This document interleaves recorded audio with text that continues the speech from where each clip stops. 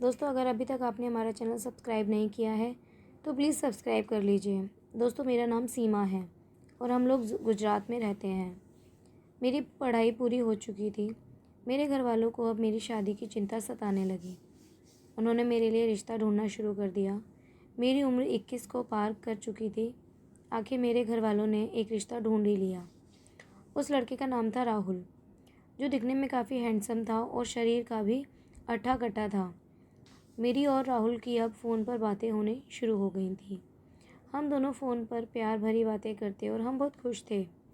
फिर आखिर वो दिन आ ही गया जिस दिन हमारी शादी होनी थी। हमारी शादी बड़ी धूमधाम से मनाई गई। लड़के वाले बहुत से नेक किस्म और ईमानदार आदमी थे। उन्होंने हमसे रत्ती भर भी दहेज नहीं मांगा। मेरी शादी होने के बाद मैं ससुराल चली गई। वहाँ पर हम लोगों का धूमधाम से स्वागत किया गया। मेरी भी खूब तारीफ़ करने लगे, खासकर मेरी सुंदरता को देखकर। मैं उस वक्त नई नवेली दुल्हन किसी अप्सरा से कम नहीं लग रही थी। उनके मुंह से अपनी तारीफ़ सुनकर मैं बहुत ज़्यादा खुश हुई, लेकिन ये मेरी खुशी कुछ ही पलों में दुख में बदल गई।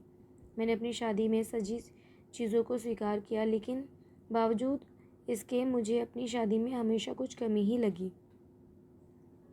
ऐसे में जब सच्चाई मेरे सामने आई तो उसने मुझे अंदर से खोखल कर दिया और मैं उदास हो गई।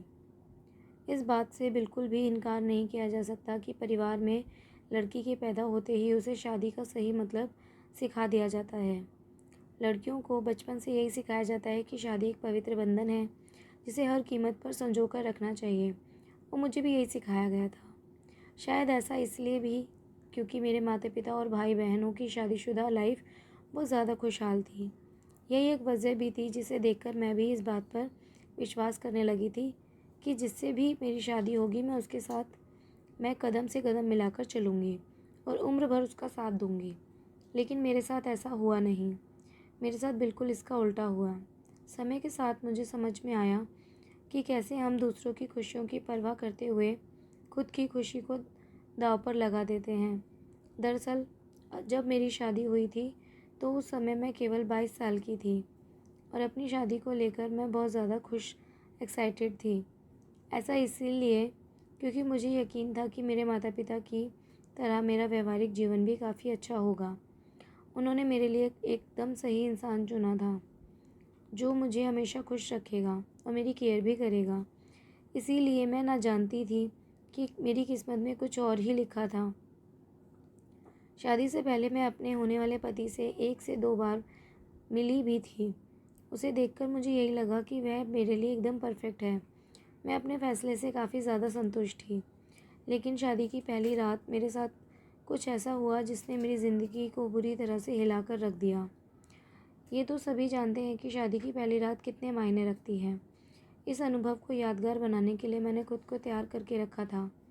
न जाने क्या-क्या सपने देखे थे। मेरे पति अंदर आए और मेरे पास आकर बैठ गए। मुश्किल से कुछ ही मिनट उन्होंने मुझसे बात की और उन्होंने कहा कि सीमा, मैं काफ़ी थक चुका हूँ, मैं आराम करना चाहता हूँ। मैंने भी यही सोचा कि शादी की रस्मों के कारण थकान हो गई होगी, लेकिन मैंने इस बात पर ज़्यादा रिएक्ट नहीं किया और हम लोग सो गए। मेरी शादी को 1 सप्ताह बीत चुका था, लेकिन मेरे पति ने मुझे अभी तक छुआ भी नहीं था।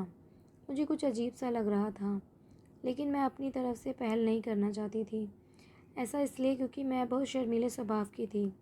लेकिन एक चीज़ थी जो मुझे बार बार परेशान कर रही थी। अक्सर मैं यही सोचती थी कि आखिर उसे मेरे साथ फिज़िकल होने में कोई दिलचस्पी क्यों नहीं है। यही नहीं, जैसे जैसे समय बीतता गया उसके साथ रहकर मुझे ऐसा लगने लगा कि वह मेरा पति बनने के बजाय दोस्त बना रहना ज़्यादा पसंद करने लगा। 1 महीना पूरा हो गया, लेकिन अभी तक हमारे बीच पति पत्नी वाला रिश्ता नहीं बना था। मुझे उससे प्यार करना चाहिए था, लेकिन वह नहीं मिला। कई महीने बीत गए, लेकिन हमारे बीच न्यू कपल वाली फीलिंग नहीं थी। ऐसा लग रहा था कि शादी करना और इसे बनाए रखना उनकी मजबूरी बन गई थी। मैंने कभी उनसे शिकायत नहीं की। ऐसा इसलिए क्योंकि वह बेहद नेक दिल और दयालु इंसान था। लेकिन इसके बाद भी मुझे लगता था कि मेरी शादी में कुछ कमी रह गई थी। हमारी शादी को 1 साल बीत गया और हमारे बीच छोटी सी बात को लेकर झगड़ा हो गया। वो वास्तव में गंभीर लड़ाई में बदल गया। मेरे मन में गुस्सा था तो मैंने कह दिया कि मैं अपने पति के लिए तरस रही हूँ, जो मुझे कभी नहीं मिला। आप मेरे लायक नहीं हैं। मेरी ये सारी बातें सुनकर मेरे पति एकदम से चुप हो गए और बिस्तर के किनारे पर जाकर बैठ गए और उनकी आंखों में आंसू आ गए। मैंने जब उन्हें रोता देखा तो मैं चुप हो गई। मैं दंग रह गई। मैंने आज तक उन्हें अपने सामने कभी इतना कमज़ोर नहीं देखा था। मैंने उन्हें परेशान देखकर दिलासा दिया। तभी उन्होंने मुझसे माफ़ी मांगी और कहा कि मेरा इरादा आपको चोट पहुँचाने का बिल्कुल भी नहीं था। लेकिन सच कहूँ तो मुझे महिलाएं बिल्कुल भी पसंद नहीं हैं। मैं काँपते हुए अपनी जगह पर खड़ी हो गई और यही सोच रही थी कि मेरी शादी बस एक दिखावा थी। मैं बिस्तर पर चुपचाप लेटी रही और हकीकत से भागने के लिए सोने की कोशिश करने लगी। लेकिन मैं अच्छे से जानती थी कि ये सपना नहीं है। मेरे पति पुरुषों को पसंद करते हैं। मुझे ये बात हर हालत में स्वीकारनी थी। लेकिन इस दौरान मेरी अपनी खुशी का क्या? मैंने अपनी खुशी की परवाह ना किए बगैर उनके साथ जीवन भर शादी का ढोंग रचाने का फैसला किया। हालांकि मुझे धोखा देने के लिए उन्होंने मुझसे माफ़ी मांगी। उन्होंने कहा वह ये सब कुछ बताना चाहते थे, लेकिन उन्हें लगा कि वैवाहिक जीवन में व्यस्त होने के बाद शायद वे बदल जाएंगे। लेकिन ऐसा नहीं हुआ।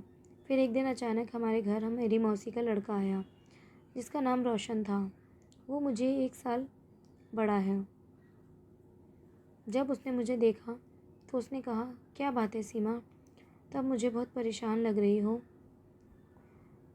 मैंने रोशन को सारी बातें बता दी। उसने मुझे दिलासा देते हुए कहा कि आप परेशान ना हो, मैं आपकी सारी परेशानियां दूर कर दूंगा। वो हमारे घर 1 हफ्ते तक रुका रहा। मेरा पति किसी काम को लेकर कुछ दिनों के लिए कहीं बाहर गया हुआ था। उसके बाद रोशन ने मुझे वो सब खुशी दी जो मुझे मेरा पति नहीं दे पाया था। रोशन ने मेरी ज़िंदगी में 4 चाँद लगा दिए।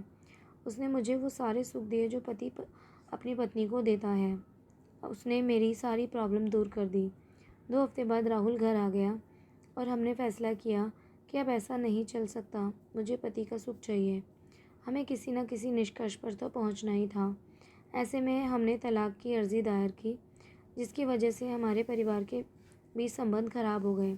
लेकिन मेरे और मेरे पति के बीच दोस्त के रूप में एक रिश्ता बहुत मजबूत हो गया था।